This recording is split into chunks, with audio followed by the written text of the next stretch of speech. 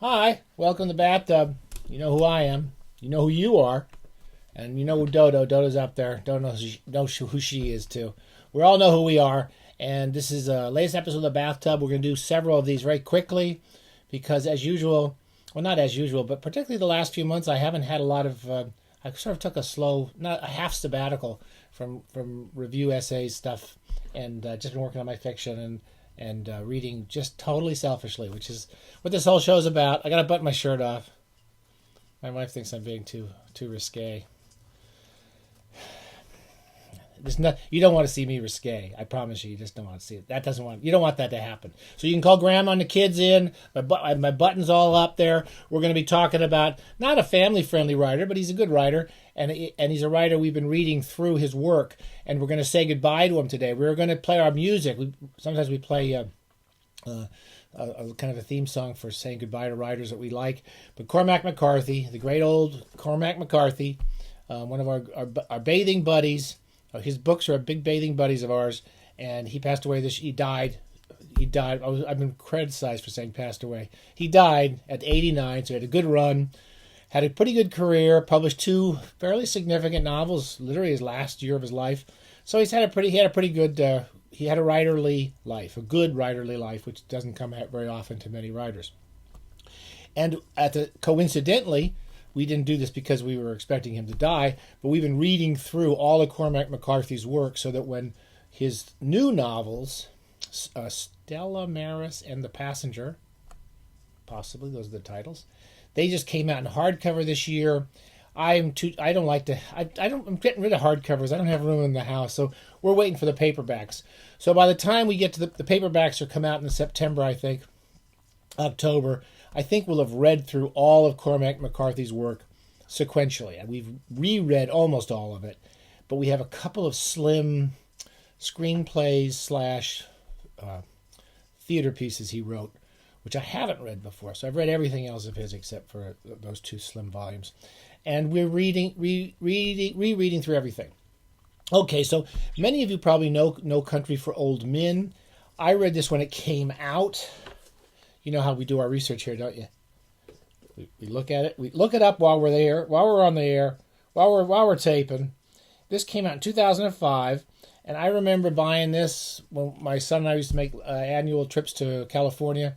I remember buying this through a distributor, a bookstore who will remain nameless, and had the book waiting for me when I arrived in California.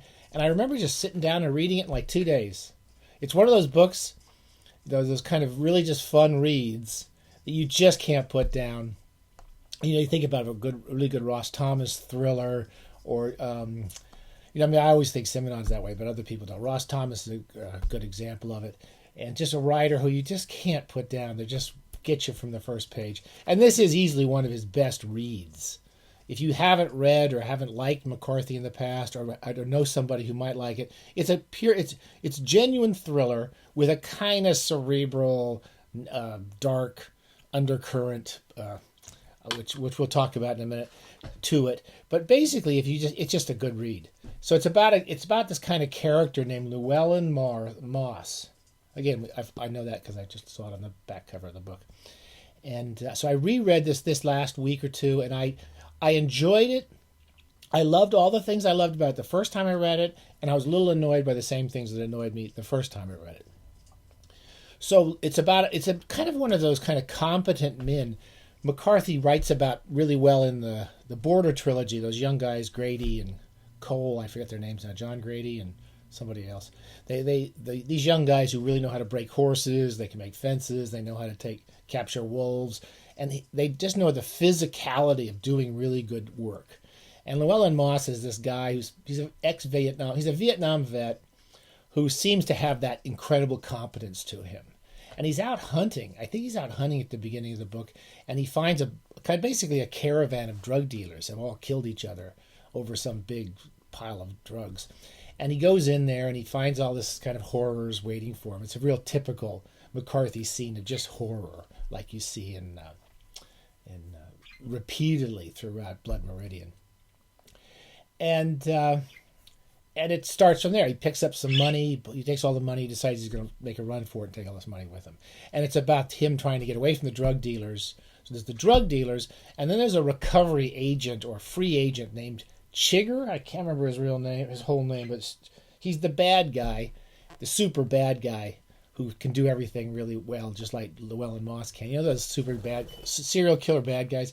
Only he's a completely crazy, violent guy who goes around killing people. He uses these guns, that shoot nails. I guess they used them. It's horrible to find this out. Don't ever let this happen to you. That shoots nails into people's foreheads, in the cows, not people's. But, oh, thank you, Dodo. You just pooed on my book. Dodo's back. You can see she's right back. She's kind of feeling a little better. She's saying hello. She's been away for a while. Oh, my gosh. And now she's just doing this. So, and she's pooed on my book. Chigger. And he's this kind of bad guy, super evil, and he goes around killing people the way people kill cows. Come on, I'm not losing my temper with you because we're really glad you're back and feeling good. But you got to go back in the cage. There you go. We're really glad you're back to normal. But you're interrupting. And you know how we do it here. We don't edit anything. One of the kind of idiots that kind of writes me occasionally on here to complain about how bad I do this thing says, you got to learn how to edit your software. And I thought, I don't have to do anything. I don't need to edit anything. So that's all there. There's the bird poo, and Chigger is this kind of bad guy who goes around killing people with this gun they use to kill cows, to slaughter cows. And and in the opening 50 pages, there's a great scene where he meets some guy in a gas station. I won't tell you the whole story, but he basically gives him a coin flip, which becomes important later in the book. Anyway, sorry for that. It's a very kind of messy summary of the book, but basically you have the good guy and the bad guy, and then you have all these drug dealers running around trying to get him, and it's all basically told from Moss's point of view, going out there, and he's trying to keep his wife. He loves his wife. He's got this great wife, supposedly, who everybody likes. And then there's a sheriff. There's an old guy. No Country for Old Men refers to this old sheriff, whose name I can't remember, but he's been living in kind of, in the South, living in this kind of quiet town usually. And now suddenly these drug dealers are bringing this extraordinary violence into the town, and I won't describe all of that. So, by the way, spoiler alert. There's a couple of scenes in this book where you kind of go off in the point of view of Moss, and then you cut. They're quite well done. And then all this violence has occurred. He does this really weird... McCarthy does this kind of fun thing where this crazy violence just comes out of nowhere, but he focuses on these small moments, particularly near the end of the book when Moss has picked up a 15-year-old hitchhiking girl, and they're talking, and they're talking about life and so forth, and sharing a beer, and Moss is about to take off, and then cut. All this violence has occurred. I won't describe it too much more than that. Anyway, the book, I think it's a really terrific read. I'm a big fan of McCarthy. We'll miss having more books from him. My one negative thing is that the last 40 or 50 pages, I didn't like it the first time I read it, and I didn't like it the second time I read it. I felt a little bit like I did about All the Pretty Horses, where it became a little bit too coordinated, because all the real violence, all the conclusion of the book concludes with the death of Moss. Moss gets basically slaughtered by these various drug dealers running around. And then we kind of go off where it's kind of a very dark, it's McCarthy's dark vision of America, which is in all of his books, which is there's something kind of evil underneath it. And Chigger the guy Chigger, who's the bad guy, kind of represents it. He has no real reason to be evil. There's no sense of justification for it. He doesn't have it's not like he had a bad childhood or anything like that. You don't know anything about him. He's just evil. And there is that kind of quality in McCarthy, I have to say, that kind of always a little bit disappoints me. I just feel like the writers I like aren't quite so cut and dried. And the ones I reread the most, like Richard Yates or Brian Moore, have a little bit more of a... You don't have that kind of Poe-esque evil, that kind of H.P. Lovecraft type evil in the universe. And there is some of that in McCarthy, I think. There's a great line. I don't know if it seems like it could be a line in almost every book of McCarthy's, But at one point near the end, this kind of long fugue ending.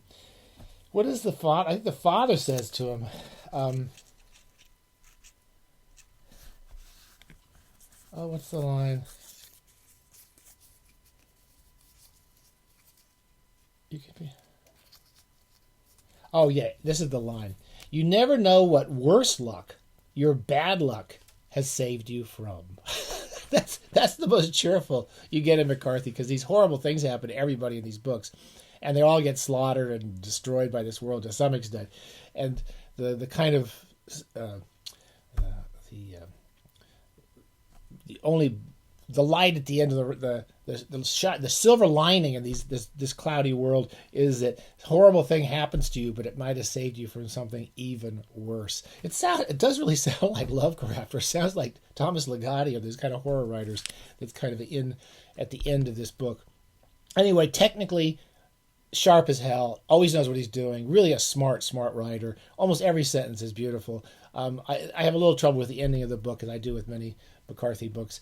And it's the most slick of all his novels, the most kind of readerly for all you readers of good thrillers. I can't imagine too many people starting this and not having a good time with it. All right, happy bathing. I think that's all I'm going to say. We're going to finish off. We're going to finish off all of McCarthy's work in the next few weeks.